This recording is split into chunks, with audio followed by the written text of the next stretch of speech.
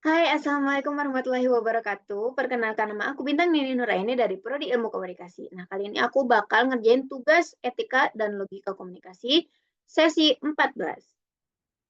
Hai, kali ini aku bakal nge-review sebuah buku ilmu komunikasi. Nah, bukunya ini tentang copywriting. Headline-nya Jurus Jitu Menguasai Copywriting oleh Widya Aryadi. Nah, detail bukunya ada penulisnya Widya Aryadi, penerbitnya ada Unicorn. Ini dia bukunya. Mana sorry ini bukunya. Publish-nya tahun 2020, itu publish pertama dan publish kloter keduanya ada di 2021. Jumlah halamannya ada 216, halaman beratnya ada 175 gram, dan lain-lain. Oke, nah latar belakang penulis. Widya Aryadi ini merupakan lulusan pendidikan matematika kelas internasional dari Fakultas Matematika dan Ilmu Pengetahuan Alam Universitas Negeri Yogyakarta. Nah, Widya ini memiliki pengalaman luas dalam kepenulisan sejak SMA, terlibat dalam komunitas kepenulisan, redaksi majalah, online shop, dan pengajaran matematika. Terlibat dalam pembuatan antologi puisi dan cerpen. Melalui bukunya, ia berharap menambah ilmu copywriting dan membantu pebisnis serta praktisi periklanan dalam menawarkan produk secara. Nah, tujuan dan saran. Tujuan dari buku ini sendiri adalah untuk mengedukasi bagaimana cara menjadi copywriter yang baik, yang bagus, yang terpakai gitu. Dan memberitahu jurus jitunya. Kira-kira ada nggak ya jurus jitunya? Nah, sasarannya itu untuk generasi muda yang memiliki minat dalam menguasai copywriting. Struktur dan organisasi pada buku Jurus Jitu Menguasai Copywriting.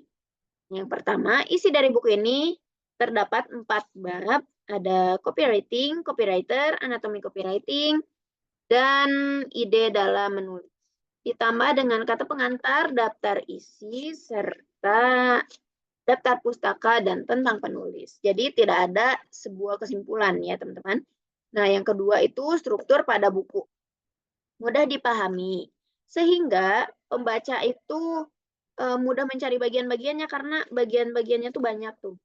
Ada data lengkap, landing page, memaksimalkan media promosi, catatan kecil, CTA atau call to action, ilustrasi, garansi, alasan, bonus, testimoni, dan masih banyak lagi. Jadi emang detail gitu.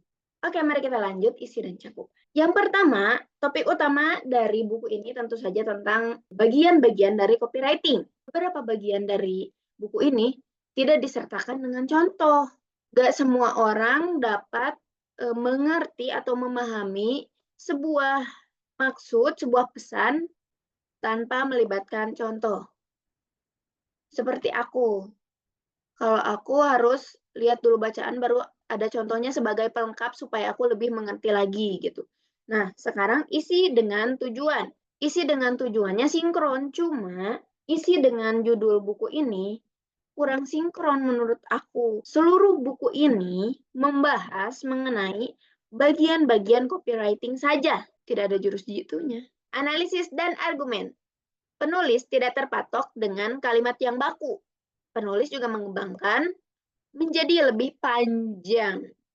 Namun sayang, pada beberapa bagian agak sulit dimengerti memang. Perbandingan masih agak berbelit dan kurang dapat poinnya, benar. Terlalu banyak kalimat gitu, terlalu panjang. Sehingga kita nggak dapet poinnya gitu, malah jadi kayak, apa ya ini? Gitu.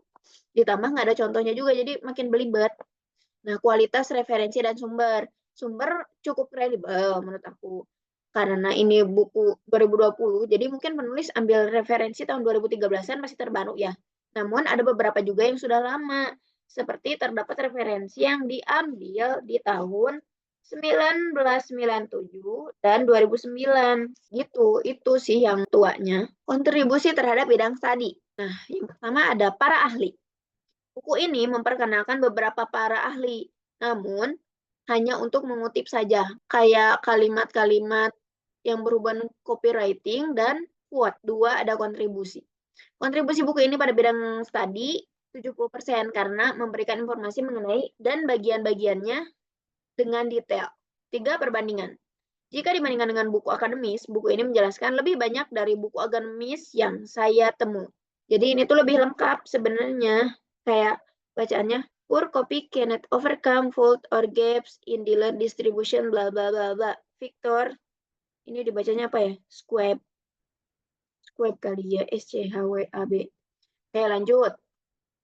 Kritik dan evaluasi. Menurut aku, kekuatannya ini memang detail dan harganya juga ramah di kantong 43.500 untuk seharga buku copywriting. Karena aku lihat-lihat sekarang itu 70.000, 60.000.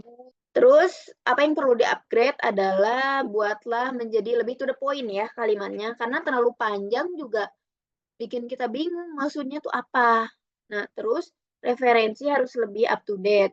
Terus gunakan bahasa yang sering digunakan oleh target sasaran. Misalnya kayak kalau misalnya target sasarannya aku kayak lebih informal, lebih menjelaskan lebih santai gitu. Maksudnya santai juga nggak santai banget, cuma kalau terlalu baku juga agak sulit menerap di otak gitu. Untuk kelemahannya sendiri, berilah contoh di setiap bagian karena nggak semua orang itu dapat mencerna maksud kamu, maksud penulis tanpa melibatkan contoh. Jadi contoh itu pelengkap supaya pembaca tuh jadi lebih mengerti gitu. Lalu yang kedua ada ini, judul dari buku. Jurus Jit Menguasai Copywriting. Menurut aku kurang sinkron karena ini tuh cuma membahas tentang bagian-bagiannya aja. Jadi nggak ada tips and triknya gitu loh. Kurang lengkap menurut aku. Kayak cuma pengertian-pengertiannya aja. Kayak news headline apa, selective headline apa itu prinsip down to earth, benefit headline. Jadi itu tuh hanya memberikan informasi mengenai bagian-bagian dari copywriting gitu. Biar kamu tuh tahu. Nah, terlalu banyak quotes yang kurang berguna ya menurut aku. Itu tuh banyak banget quotes-nya teman-teman. Jadi hampir seluruh sub headline ada quotes-nya. Dan quotes-nya itu juga kurang berguna sih menurut aku. Jadi kayak gak memotivasi juga gitu. Kesimpulan, yang pertama, buku ini tidak direkomendasikan bagi orang yang sedang mencari tips and trick mengenai copywriting. Yang kedua, jika untuk mengetahui lebih lanjut mengenai bagian-bagian copywriting, ini sangat direkomendasikan. Jadi buat teman-teman yang gitu pengen tahu dasar-dasarnya, ini rekomend.